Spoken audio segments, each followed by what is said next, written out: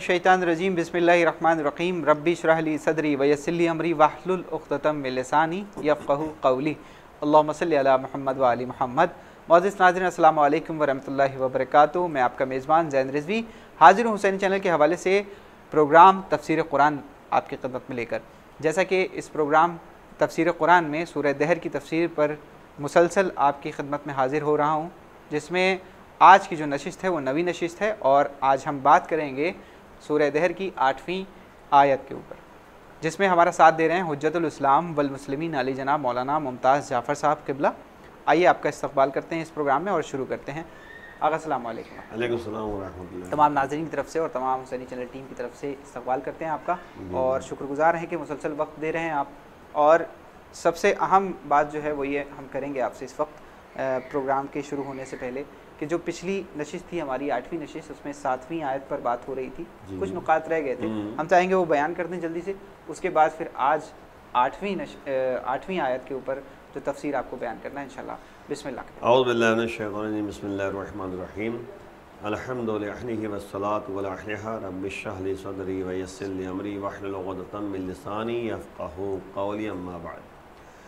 अज़ीज़ाए गिरामी, सूरह दहर की आयत नंबर जो है 8 है, जिसमें परवरदिगार आलम इरशाद फरमा रहा है कि वयुतइमून अत-तआम अला हुब्बिही मिस्कीनन व यतीमन व असीरा।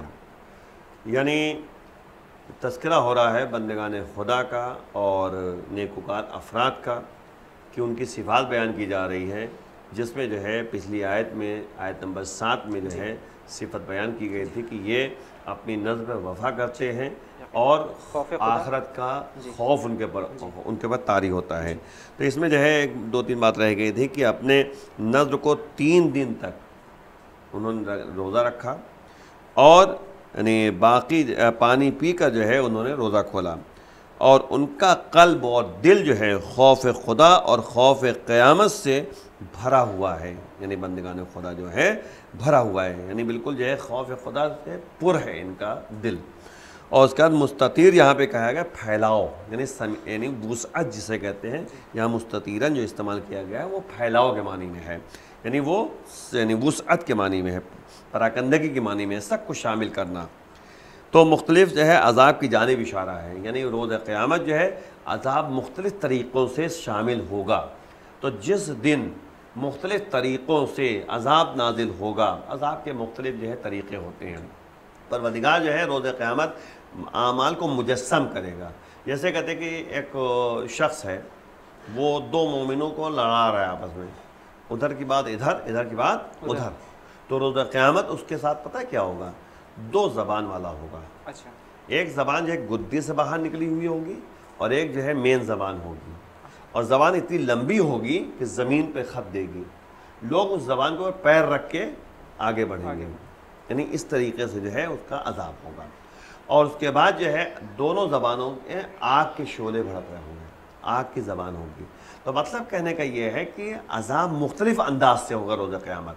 तो ये अहले बैत यानी बंदगान खुदा और नेकुकार अफराद वो हुआ करते हैं जो उस दिन से डरते हैं कि जिसका शर जो है पूरा फैला हुआ होगा, जिसका अज़ाब जो है मुख्तलिफ़ अंदाज से जो है लोगों पर डाला जाएगा। भाई अल्लाह की तरफ से है ये जो, तो अजाइज़ से बात है कि मुख्तलिफ़ अंदाज से होगा। एक तो यही होगा कि अगर किसी का हक़ जो है ज़ाया किया है तो बुलाया जाएगा कि तुम इससे हक़ ले लो, अपना हक़ उसको वहाँ देना पड़ेगा, नहीं दे पाएगा तो जहन्नम में डाला जाएगा उसको, तो कहाँ दे सकता है वहाँ पर। तो इस तरह से मुख्तलिफ़ तरीके से जो है अज़ाब उस पर जो है नाजिल होगा। तो ये क़यामत पर ईमान रखते हैं और क़यामत के डर से जो है खौफ से जो है वो तमाम अमाल को अंजाम देते हैं। ये जो है मैंने पिछली आयत में तमाम बातें थी, तफसीली बात पेश नहीं करनी है। आज की आयत जो आपके सामने है कि वयुतइमून अत-तआम अला हुब्बिही मिस्कीनन व यतीमन व असीरा, यानी ये बंदगान खुदा और नेकुकार अफराद वो होते हैं कि जो अल्लाह की मोहब्बत में मिस्कीन और यतीम और असीर को खाना खिलाते हैं। तो अब जो है हमने उस दिन बताया था कि अबरार से मुराद अहले बैत अतहार हैं।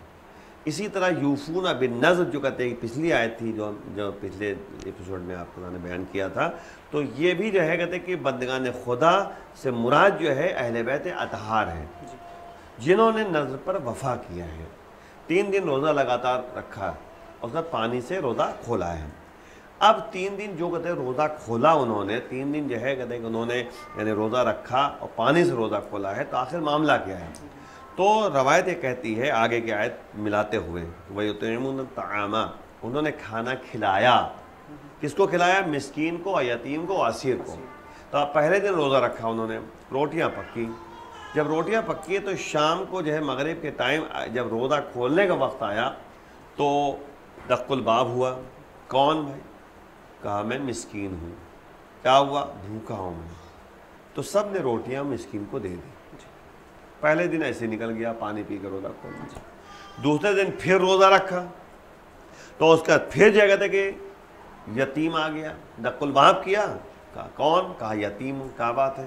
کہا کہ ہم جو ہے بھوکے ہیں، ہمیں کھانا دے دیں۔ سب نے جو ہے یتیم کو کھانا کھلا دیا۔ پھر تیسرے دن ایسے ہوا، پانی پی کر روزہ کھولا دوسرے دن، تیسرے دن پھر ایسے ہوا، روزہ رکھا سب نے، اور نتیجے میں جو ہے سب نے روٹیاں کس کو دے دی؟ اسیر کو دے دی۔ تو مسکین اور یتیم اور اسیر، یہ 3 دن لگاتار، کوئی ایک پہلے دن مسکین آیا، دوسرے دن یتیم ہے، تیسرے دن جو ہے اسیر آیا، سب نے جو ہے ان کو روٹیاں دے دی۔ تینوں دن جو ہے انہوں نے پانی سے روزہ کھولا، اور اللہ کی کے امتحان میں وہ کامیاب ہوئے، جس کے نتیجے میں یہ پوری آیت جو ہے ان کی شان میں اتری ہے۔ شان نزول کا مطلب یہی ہے کہ آیت اتری کیوں؟ اسی وجہ سے۔ تو اس میں خاص بات کی طرف توجہ ہمیں دینا ہے، جو اہم پہلو ہے، اور جو اکثر میں کہا کرتا ہوں مجالس میں بھی اور کہتے ہیں اس طرح سے گفتگو میں، کہ اللہ کی محبت میں کھانا کھلا رہے ہیں۔ وَيُطْعِمُونَ الطَّعَامَ عَلَىٰ حُبِّهِ، اللہ کی محبت میں کھانا کھلا رہے ہیں، یعنی ان کا ٹارگٹ کیا ہے؟ اللہ۔ ٹارگٹ کیا ہے؟ خوف خدا۔ تو اب مسئلہ یہ ہے کہ اہل بیت اطہار کی زندگی کا مطالعہ کیجیے آپ، تو دیکھیں گے کہ قدم قدم پہ اللہ کی محبت، اللہ کی رضا، اللہ کے لیے کام انجام دے رہے ہیں۔ ورنہ آپ بتائیے مولا کائنات جنگ خندق میں ہے، اور کل ایمان ہے، کل کفر کے مقابلے میں گئے ہیں، زیر کر دیا عمرو بن عبدوت کو، تلوار جو ہے کہتے گردن پہ رکھ دی انہوں نے، اور اسے قتل کرنا چاہتے ہیں کہ اس نے لعاب دہن پھینک دیا۔ تو مولا کیا کیا؟ مولا نے اتر آئے بھائی، غیظ آیا لیکن اتر آئے۔ تو اب اتر آئے تو ٹہلنے لگے، تو پوچھنے والے نے پوچھا آخر معاملہ کیا ہے؟ دشمن آپ کے قبضے میں تھا، آپ قتل کر دیتے؟ کہا نہیں، اللہ کے کام میں اپنے نفس کو شامل نہیں ہونے دینا چاہ رہا ہوں۔ اور کیا آپ نے یعنی جنگ کا میدان بھی اگر ہے تو خوف خدا ہے، اللہ کی مرضی ہے، اللہ کی نیت ہے، اخلاص ہے، خلوص ہے، کہ ہم یعنی اگر جنگ بھی کر رہے ہیں تو اللہ کی مرضی کے مطابق۔ اور نتیجے میں یہی ہوا کہ دوسری مرتبہ پھر حملہ کیا، اور ایسی ضربت لگائی ہے کہ نبی نے ایک جملہ کہا، ضربت علی یوم الخندق افضل من عبادت الثقلین، یعنی علی کی ضربت جو ہے خندق کے دن جو ہے وہ عبادت الثقلین پہ بھاری ہے۔ اب آپ غور کریں آپ، یعنی یہ خلوص ہے، اخلاص ہے، اللہ کی مرضی کے مطابق جو ہے یہ ضربت لگی ہے۔ تو نتیجے میں کیا ہوا؟ اللہ کی منزلت، اللہ نے ان کی منزلت کو اعلیٰ کر دیا، اور نبی کی زبانی یہ کہا کہ ضربت علی، علی کی ضربت جو ہے وہ عبادت ثقلین میں بھاری ہے۔ تو قدم قدم پہ جب بھی آپ دیکھیں گے اللہ کے لیے ہے، اللہ کی مرضی ہے، اور اللہ کی طرف جو ہے متوجہ ہیں۔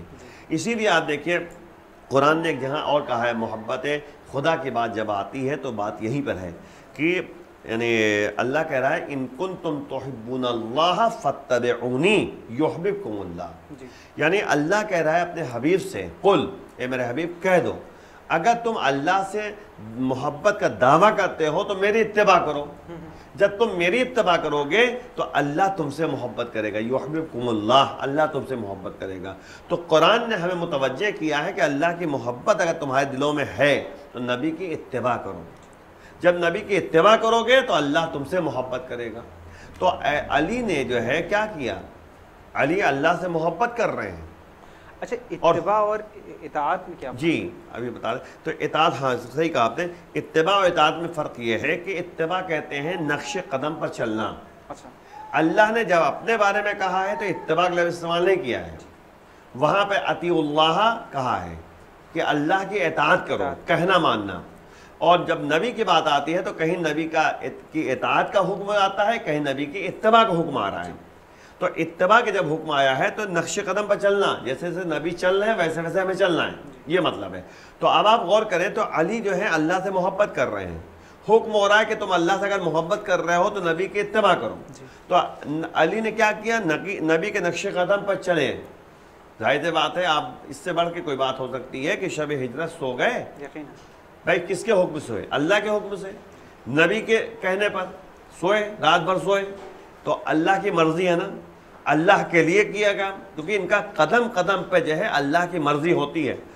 صبح سویرے جب اٹھے ہیں تو کیا ہوا؟ لوگ آ گئے گھر پہ، جب ان کو پتہ چلا نبی جو ہے مکے سے چلے گئے ہیں تو لوگ جو ہے گھر پہ آ گئے۔ کس لیے آئے؟ اپنی امانتیں واپس لینے کے لیے۔ تو اب جیسے نبی نے امانتیں واپس کی تھی ویسے علی نے امانتیں واپس کی، اتباع ہوا نہیں ہوا؟ تو اسے کہتے ہیں نقش قدم پر چلنا۔ جو نبی کا نقش قدم تھا اسی نقش قدم پر علی بھی چل کے دکھا رہے ہیں کہ دیکھو ایسے اطاعت ہوتی ہے، ایسے نقش قدم پہ چلنا ہوتا ہے، تب زندگی خوشگوار گزرے گا۔ ایسا تھوڑی مطلب ہے کہ انسان جو ہے سوچے کہ بس ہم نے محبت کر لیا کام بن گیا، نہیں، ہمیں قدم قدم پہ دیکھنا ہے کہ کیسے ہمیں آگے بڑھنا ہے۔ تو مین جو ہے اہل بیت کا ٹارگٹ جو ہے وہ اللہ ہے، اللہ کی مرضی ہے۔ اور تبھی تو شب ہجرت جب سوئے تھے تو اللہ نے فقر سے کہا، اور نتیجے میں فقریہ جو ہے جملہ استعمال کیا، اللہ نے کہا وَمِنَ النَّاسِ مَن يَشْرِي نَفْسَهُ ابْتِغَاءَ مَرْضَاتِ اللَّهِ، یعنی لوگوں میں سے کچھ ایسے لوگ ہیں جو یعنی اللہ کی مرضی کے مقابلے میں اپنا کو سودا کر لیتے ہیں، اپنے نفس کا سودا کر بیٹھتے ہیں۔ تو اب جو ہے مرضی خدا کو خرید لیتے ہیں، سودا کرتے ہیں باقاعدہ۔ تو اللہ کے حکم سے اور نبی کے حکم سے علی شب ہجرت سوئے ہیں، اور معمولی سونا تو ہی نہ ہے، خطرہ تھا، بس جلدی سامنے خطرہ تھا، تو وہ سو کر جو ہے اپنا نفس کا سودا کیا اللہ کی مرضی کے مقابلے میں۔ تبھی تو اللہ نے کہا کہ تمہاری جو مرضی ہے وہی میری مرضی ہے، جو میں چاہوں گا وہ تم چاہو گے، جو تم چاہو گے وہ میں چاہوں گا۔ یہ ہے۔ خداوند عالم ہم سب کو تعلیمات اہل بیت علیہ الصلوۃ والسلام پر روشناس رکھے، اور ان کے جو دروس ہم تک منتقل کیے گئے ہیں اس پر عمل پیرا ہونے کی توفیق برحمت فرمائے۔ یقیناً مول صاحب یہ ایک بہت اہم موضوع ہے اور اس پر بہت تفصیل سے بات ہو سکتی ہے، تو تبھی یہ بات سمجھ میں آنے والی ہے۔ یہ مختصر سا پروگرام اور اس میں اس بات کو واضح طور سے بتانا، کیونکہ بچے اس وقت اس پروگرام کو دیکھتے ہیں، استفادہ کرتے ہیں اس سے۔ انشاءاللہ کل کی نشست میں اس پر بات ہوگی، اور آج ہم چاہیں گے آپ سے اجازت کیونکہ وقت ہمارا ختم ہو گیا۔ بہت بہت شکریہ ناظرین کی طرف سے، حسینی چینل ٹیم کی طرف سے۔ تو ناظرین یہ تو حجت الاسلام والمسلمین علی جناب مولانا ممتاز جعفر صاحب قبلہ جو کہ بات کر رہے ہیں تفسیر قرآن سورہ دہر کی آیات کے اوپر تفسیر بیان کر رہے ہیں آغا۔ جس طریقے سے یہ پروگرام نشر کیا جا رہا ہے، آپ سے امید کرتے ہیں کہ آپ کے اذہان میں اگر کوئی سوال ہو تو آپ ضرور کریں، اس کمنٹ باکس میں آپ اپنا سوال کریں تاکہ آپ کو اگلے نشست میں آپ کو اس کا صحیح جواب آغا کے ذریعے سے دیا جائے۔ اور انشاءاللہ کل کی نشست میں حاضر ہوں گے۔ آج یہ 9ویں نشست تھی جس میں کچھ نکات رہ گئے ہیں، کل پھر 10ویں نشست میں انشاءاللہ اس کے آگے کی بات ہوگی۔